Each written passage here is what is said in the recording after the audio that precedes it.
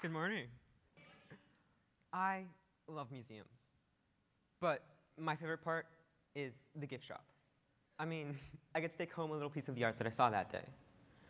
As I got older, one thing I started to notice was that one of my favorite artists, despite her popularity, was never actually sold alongside her works. Rather, she was sold as a caricature of herself. Embroidered dress, flower crown, unibrow. Did I give it away? Or did that give it away? Frida Kahlo, icon of Mexican surrealism and lifelong communist. Now, the conversion of Frida Kahlo from an autonomous cultural symbol into a commercial image is known as commodification, and it's happening to more aspects of Mexican culture every single day. While Frida is sold as a caricature of herself, other artists who she's equally as famous to, such as Leonardo da Vinci or Vincent van Gogh, are often actually sold alongside their works. These men, which for centuries have dominated the art world, are still receiving more benefits even after their death in their commercial image than a woman from Latin America is. Citizens of the Western world are privy to the amalgamation of hundreds of cultures. As Columbia Business School professor Adam Galinsky states, being exposed to different cultures increases awareness of underlying associations and connections with other people. You can be exposed to every aspect of different culture, from food to clothes, with as much as a stroll outside. However, Latino and indigenous cultures in the United States have been markedly unappreciated, as commodification poses a threat to the autonomy and authenticity of these cultures. Commodification often happens alongside with appropriation. Commodification, which here means the assigning of prices to intangible things, such as traditions and culture. Appropriation is an incident in which the imagery of a minority group is taken and used for profit by a majority group of a community. Both commodification and appropriation arise in an environment of social and economic inequality between both groups.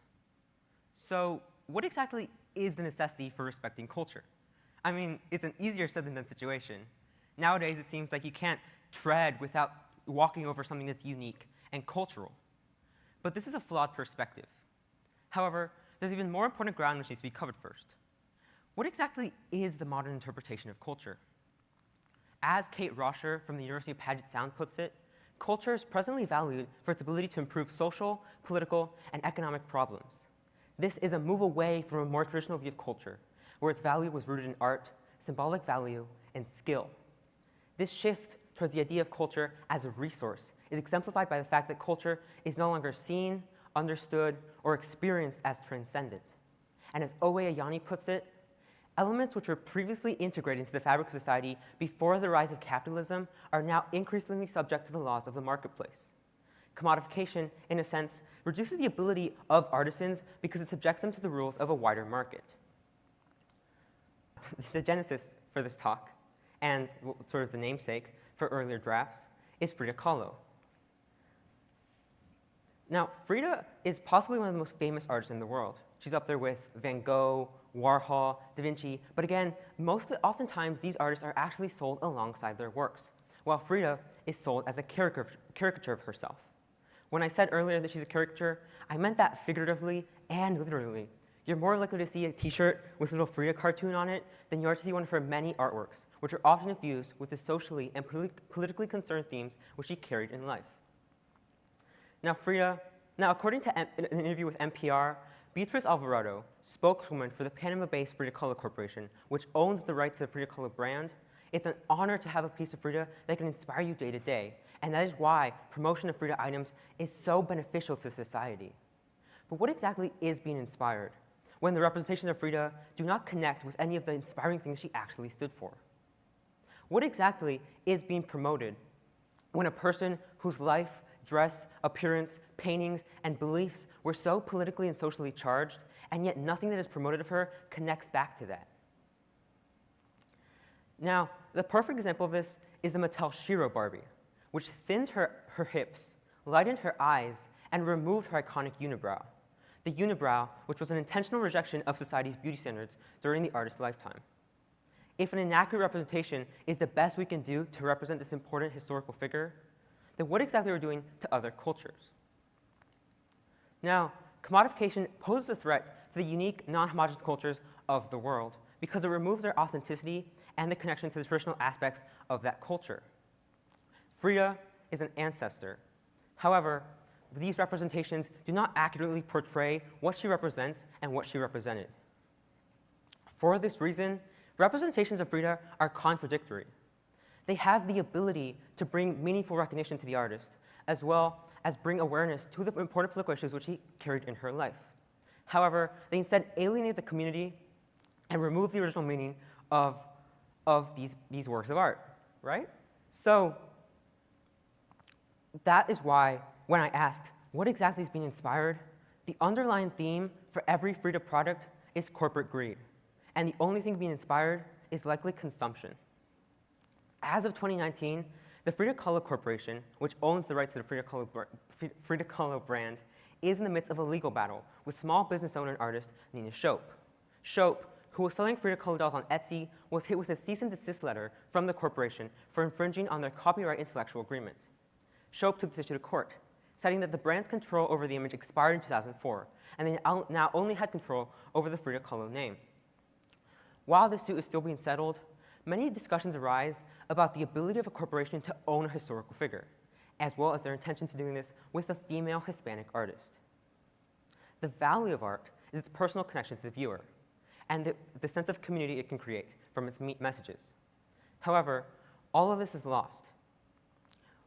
It's much easier for brands to sell and market information as well as imagery that's easy to digest. It's easier for consumers to receive art that is not meaningful, powerful, or charged because, again, it's easier to digest. And equally, producers do not want to promote images that are harder to understand.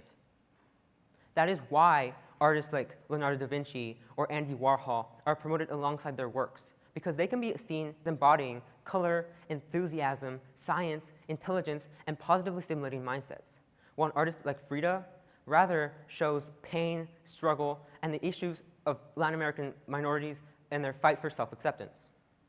It's much easier to sell something that's cute and flashy, a doll with a unibrow and a flowered dress, not a woman with an amputated leg and a back brace, as Frida lived towards the end of her life. However, the phenomenon is not just economic, it's also social, and commodification happens to other aspects. Dia de los Muertos, or Day of the Dead, was never a mainstream holiday until the work of Chicano activists in the late 1960s gave them the right to openly celebrate their culture. The holiday is now popular among Hispanics in the US who want to celebrate their culture on a united front. Dia de los Muertos, which is rooted in the idea of honoring the dead, was never a mainstream holiday. And it's meant to be a somber and respectful celebration of the lives of lost loved ones. However, due to commodification, it has quickly shifted into something different, and instead is a holiday for commercial interest. Take, for example, Coco, the 2017 Disney film, which made $807.8 million off of the cultures exemplified by Latin America and Day of the Dead. However, of the millions of dollars made by the film, none of them were paid directly back into the Mexican economy. And according to the State Times, Coco dumbed down concepts of Dia de los Muertos for an international audience not necessarily familiar with the concepts of Day of the Dead.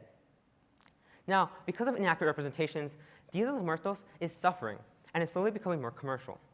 As Rutgers University professor Regina Marchi states, because of the popularity of the holiday, which does not properly interact with the source material, and in fact does not serve to represent the actual meaning behind the holiday, it is dying out and it is suffering at the cause of commercialization. In San Francisco, celebrations of Day of the Dead have grown so large that many Hispanic residents have stopped attending because they themselves see it as too gringo. This is the issue at the base of commodification, as well as appropriation. It removes the original meaning of a celebration and shifts the perspective towards the interests of a distinctly non-original group in order to appeal to the interests of tourism and the influence of tourist trade. The original meaning of the celebrations are taken away from what they used to represent. This is the nature of commodification. But how exactly does a millennia-old celebration shift away from what it used to represent? Well, take, for example, the 2015 James Bond film, Spectre. The film showed non-traditional celebratory items, such as a parade or different costumes, in order to appeal to the popularity created by this film and in order to appeal to the influx of tourist trade, Mexico City soon followed by hosting their first Day of the Dead parade. The holiday, which used to be a private familial celebration, soon became a public spectacle. This shift soon begins to alienate members of the original community and instead represents the appeals of a group that does not fit into the actual community. Now, commodification does not just happen overnight. Instead, the reason is something that anthropologist Renato Rosado calls imperialist nostalgia, in which the communities of the global north seek to interact with former colonized peoples in order to experience what is seen as authentic and traditional. Imperialist nostalgia maligns communities and representations of themselves in order to be inaccurate representations, and in order to fit the appeals of different groups. Because of imperialist nostalgia, the attention is put on tourism and increase in attendance of the celebration rather than actually representing what it's supposed to mean. Now, imperialist nostalgia doesn't just happen overnight. Day of the Dead, which Axios reports has existed for nearly 3,000 years, is a holiday that, again, existed for nearly 3,000 years. However, because of the sudden changes to the popularity, as well as the pressure placed by imperialist nostalgia and tourism onto the community, they were forced to perform a certain way. Entire communities, businesses, industries, or even small groups are pressured to perform in order to appeal to tourism, which is why imperialist nostalgia is so strong. Now, experiencing authentic culture can happen in a variety of ways, but mainly through the purchasing of artisan folk art and accoutrements, as well as the attendance of genuine cultural events. But it can be seen that because of imperialist nostalgia, the issues grow into a situation of continued disrespect. Because the financial exchanges happening in these visitations are not conducted with respect and appreciation for the culture, then the images are taken and appropriated.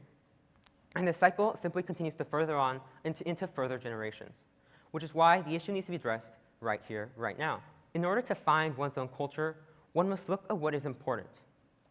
Perhaps the issue lies across the country, or perhaps there's a responsibility in each and every single person to address what actually matters.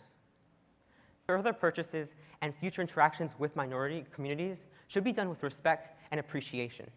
Interactions should be done with mindful understanding of the subject, as well as research of its meaning, in order to not malign, and in order to not sort of misdirect the actual intentions of the community. In order to properly interact with minority communities, it must be respectful to the personal space of the members of this group. Otherwise, we risk the continued damage to minority communities and authentic self-expression of unique cultures. Now, if this is done with respect and appreciation, this encourages communities to continue sharing their own culture for the rest of the world, and encourages multiculturalism and authenticity in the United States. So next time you're in that gift shop, don't buy the artist, buy their art. Because according to researcher David A. Napier, who has warned of this since 1997, loss of cultural wealth is frequently accompanied both by a social disintegration and rhetorical paralysis. Most can reckon that Frida has been reincarnated. Before she died, the last thing she wrote in her diary was, "I hope the exit is joyful, and I hope never to return." However, most can reckon that she in fact has been reincarnated as nothing more than commercial branding to sell keychains and wallets and purses and pencils and t-shirts and those little solar-powered bobbleheads that you can set on your dash.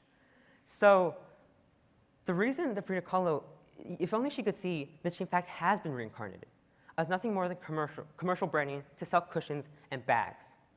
Because the continued capitalist tendril reach of marketing and branding is actively threatening our communities. And so next time, you're in that gift shop, or next time you're even experiencing different cultures, don't take inspiration from imitations of imagery and attempts at authenticity. Instead, take inspiration from what is genuine and what is real. You'll find that there's a lot more to it than just colors, clothes, or unibrows. It's community. Thank you.